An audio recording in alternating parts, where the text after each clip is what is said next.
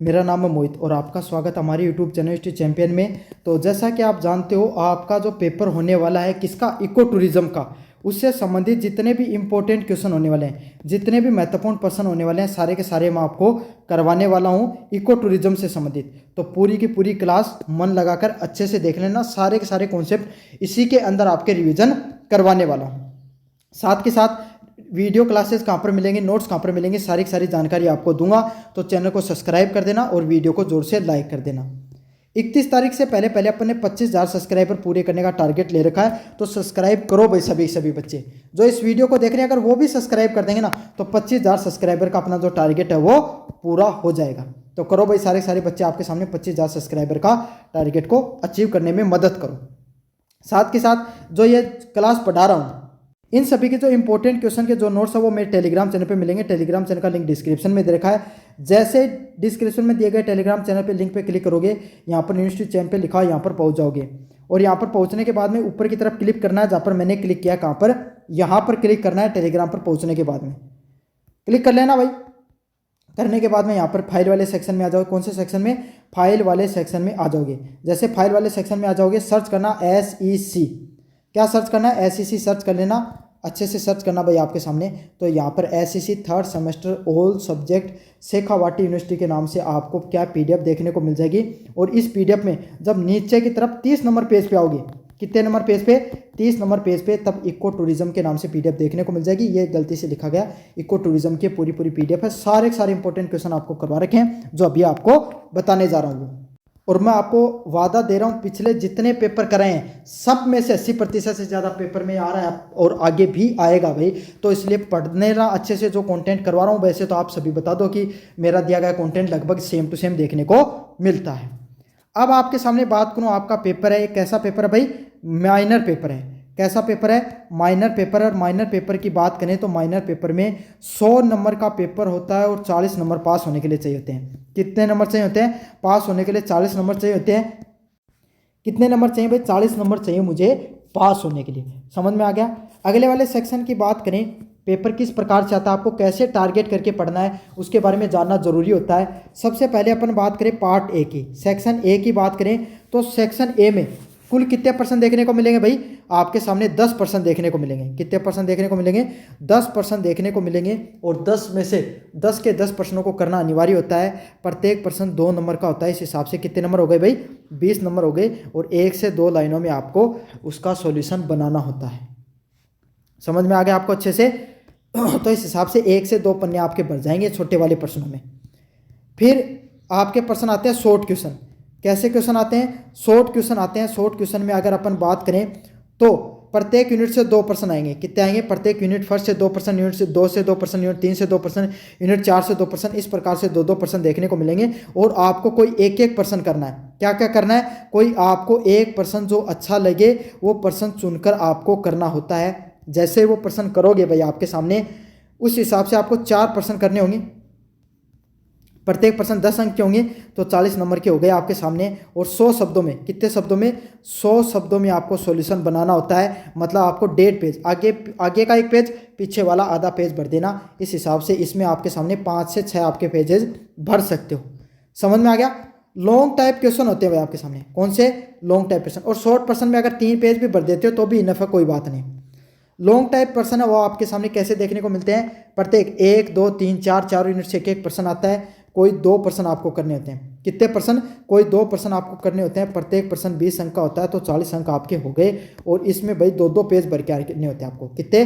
2 page. तो 4 + 3 + 2, 9+ page जितने भी कोई स्टूडेंट भर के आ रहा है, 8 भी से ज़्यादा भी भर के आ रहे हो तो आप बहुत अच्छा करके आ रहे हो। ऐसे कोई 50, 15, 20 पेजेस भरने की कोई ज़्यादा ज़रूरत है नहीं, क्योंकि पेपर छोटा है भाई। 2 घंटे का पेपर है, 3 घंटे का पेपर होता नहीं है।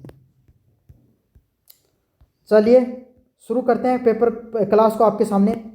यूनिट फर्स्ट के इंपॉर्टेंट क्वेश्चंस कौन से हैं? Eco tourism concept and field assessment. Eco tourism का क्या सिद्धांत होता है उसके, और उसका फील्ड असेसमेंट क्या होता है। मतलब इको टूरिज्म का क्या सिद्धांत है और फील्ड असेसमेंट क्या होता है, उसके बारे में अपन देखेंगे। यूनिट फर्स्ट का जो पहला प्रश्न है, Assess the present status of ecotourism in lesser known or unexplored area and the examine क्या होता है इनके अंदर आपके सामने। पहला प्रश्न है assess the present status of the eco tourism in lesser known and unexplored area and examine their eco tourism potential. आपको क्या करना है, कम प्रसिद्ध तथा अल्प अनविकसित क्षेत्रों को इको टूरिज्म की वर्तमान स्थिति का मूल्यांकन कीजिए। मतलब आपको क्या करना है, कम प्रसिद्ध ऐसी जगह जो अभी तक उतनी ज़्यादा प्रसिद्ध नहीं हुई है, कम जगह जो घूमी गई हैं, उसमें इको टूरिज्म की वर्तमान समय में क्या स्थिति है उसके बारे में मूल्यांकन करना है। और इको टूरिज्म की जो कैपेसिटी होती है, इको टूरिज्म की जो पोटेंशियल होता है, उससे संबंधित आपको बताना है। अगले वाले प्रश्न की तरफ बढ़े। Explain how surveys help in identifying the ecological wildlife scenic and ethnic potential area in eco tourism. क्या एक्सप्लेन करना है कि जो फील्ड सर्वे वो कैसे मदद करती है आपको इकोलॉजिकल में, वाइल्ड लाइफ है, सीनिक और इथेनिक पोटेंशियल के अंदर। क्या मतलब, जो फील्ड सर्वे आप जो करवाते हो ना, वो आपको कैसे मदद करती हैं इकोलॉजिकल चीज़ों में, वाइल्ड लाइफ में, सैनिक में और इथेनिक पोटेंशियल के अंदर। ये मोस्ट इंपॉर्टेंट पर्सन है, इसको अच्छे से करके चले जाना कि कैसे फील्ड सर्वे जो आपकी अलग अलग चीज़ों में मदद करती हैं। क्षेत्रीय सर्वेक्षण किस प्रकार से पारिस्थितिक तंत्र, वन्य जीव, प्राकृतिक सौंदर्य एवं जातीय संभावना वाले क्षेत्रों की पहचान कीजिए। जो क्षेत्रीय सर्वेक्षण किया जाता है ना, उसमें किस प्रकार का पारिस्थितिक तंत्र देखने को मिलता है, वन्य जीव किस प्रकार के होते हैं और प्राकृतिक सौंदर्य किस प्रकार का होता है और जातीय संभावनाएं किस प्रकार की होती हैं, इसके बारे में आपको विस्तार से बताना है। काफ़ी ज़्यादा मोस्ट इंपॉर्टेंट प्रश्न है, अच्छे से करके चले जाना इस प्रश्न को। क्षेत्रीय और अगर ये छोटे वाला प्रश्न आएगा तो इसमें ऐसे पूछा जाएगा क्षेत्रीय सर्वेक्षण क्या होता है उसके बारे में बताओ। यूनिट नंबर 2 है जिसमें बायोडाइवर्सिटी, स्टोरी टेलिंग और इंटरप्रिटेशन से संबंधित प्रश्न आते हैं। कौन से प्रश्न आते हैं, अलग अलग प्रकार की बायोडाइवर्सिटी से संबंधित, स्टोरी टेलिंग से संबंधित और इंटरप्रिटेशन से संबंधित प्रश्न आते हैं। Identify the plant species of ecological, economical and cultural importance and explain their role in eco tourism attractions. क्या बताना है आपको, जो अलग अलग प्रकार की जो प्लांट स्पीसीज पाई जाती हैं उनका इकोलॉजिकल में, इकोनॉमिक और कल्चरल इंपॉर्टेंस क्या होता है उसके बारे में बताइए। क्या बताना है, जो अलग अलग प्रकार के पेड़ पौधे पाए जाते हैं उनका पर्यावरण पर आर्थिक रूप से और सांस्कृतिक रूप से क्या महत्व होता है उसके बारे में बताना है। मोस्ट इंपॉर्टेंट प्रश्न है। कैसा प्रश्न है, मोस्ट इंपॉर्टेंट प्रश्न है, अच्छा से कर लेना। पारिस्थितिक तंत्र में आर्थिक सांस्कृतिक महत्व वाली वनस्पतियों प्रजातियों का महत्व बताइए तथा इनको इको टूरिज्म के आकर्षण के बारे में बताइए। क्या होता है इको टूरिज्म का आकर्षण, उसके बारे में भी आपको बताना है। मोस्ट इंपॉर्टेंट प्रश्न है। चलिए अगले वाले प्रश्न की तरफ बढ़े। Discuss the importance of developing habitat based stories. आपको किस चीज़ पर बताना है कि क्या इंपॉर्टेंस होता है जब आप हैबिटेट बेस्ड स्टोरीज को बनाते हो, वाइल्ड लाइफ चेकलिस्ट बनाते हो, अट्रैक्ट करते हो डाइवर्स इको टूरिज्म को। विविध इको टूरिस्ट को आकर्षित करने हेतु आवास आधारित कहानियाँ तथा पक्षी पशु चेकलिस्ट विकसित करने में आपका क्या महत्व होता है। मतलब अलग अलग प्रकार के जो विविध प्रकार के इको टूरिस्ट, जो अलग अलग प्रकार के एज ग्रुप के जो टूरिस्ट होते हैं उनको आकर्षित करने के लिए आप किस किस प्रकार की कहानियाँ बना सकते हो, कैसे पक्षी और पशुओं की चेकलिस्ट विकसित कर सकते हो और उन लोगों को आकर्षित कर सकते हो, उसके बारे में आपको विस्तार से बताना है। मोस्ट इंपॉर्टेंट प्रश्न है। चलिए अगले वाले प्रश्न की तरफ बढ़ते हैं, यूनिट नंबर 3 की तरफ। टारगेट ग्रुप्स क्या होते हैं, अवेयरनेस क्या होता है और मीडिया ग्रुप्स क्या होते हैं। पहला प्रश्न है examine the present conditions natural resources and explain the idea for awareness and messaging for their conservation. आपको क्या करना है, प्राकृतिक संसाधनों की वर्तमान स्थिति कैसी, इसका परीक्षण करना है और उनके संरक्षण हेतु संदेशों को क्या करना, आवश्यक रूप से समझाना है। मतलब प्राकृतिक संसाधनों की वर्तमान स्थिति क्या है इसके बारे में बताना है और उन संसाधनों को संरक्षण हेतु मतलब बचाने हेतु आपको किस तरीके से जागरूक संदेश दे सकते हो। क्या कर सकते हो, जागरूकता का संदेश किस प्रकार से दे सकते हो आप अपने प्राकृतिक संसाधनों को बचाने हेतु, इसके बारे में आपको बताना है। मोस्ट इंपॉर्टेंट प्रश्न है। क्या है, एग्जामिन करना है present condition of natural resources के बारे में और आपके सामने कैसे नीड पड़ती है अवेयरनेस की, उनके कंजर्वेशन के बारे में बताना। मोस्ट इंपॉर्टेंट प्रश्न है।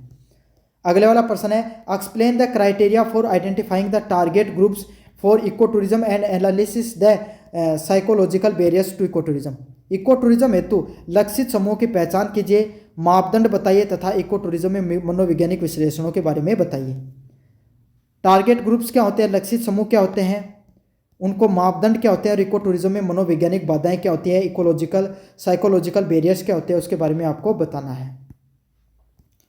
यूनिट नंबर 4 की बात करें, eco tourism entrepreneurship and promotion क्या होता है। चलिए आगे बढ़ते हैं। Discuss the basic element of eco tourism and explain how sustainable travel package can be develop. मतलब आपको कैसे बताना है कि बेसिक एलिमेंट क्या होता है इको टूरिज्म में, मतलब जो इको टूरिज्म होता है उसका जो बेसिक मूल तत्व क्या होते हैं उसके बारे में बताना है। सस्टेनेबल ट्रेवल्स पैकेज कैसे डेवलप कर सकते हो उसके बारे में आपको बताना है। इको टूरिज्म के मूल तत्वों की चर्चा कीजिए। सतत यात्रा पैकेज किस प्रकार से विकसित किए जा सकते हैं इसके बारे में आपको बताना है। मोस्ट इंपॉर्टेंट पर्सन है। अगले वाले प्रश्न की तरफ बढ़े। Explain the role of social media campaigns in promoting the eco tourism entrepreneurship and marketing trends. Social media campaigns का, जो सोशल मीडिया पे चलने वाले अलग अलग प्रकार के कैंपेन हैं, उनका किस प्रकार से उपयोग कर सकते हो इको टूरिज्म को बढ़ाने के लिए, बाजार को समझने के लिए और आपके सामने अलग अलग प्रकार की गतिविधियों के लिए। तो यह था इको टूरिज्म का पूरा पेपर। कैसा लगा वीडियो जोर से बताना, चैनल को जोर से सब्सक्राइब कर देना। धन्यवाद।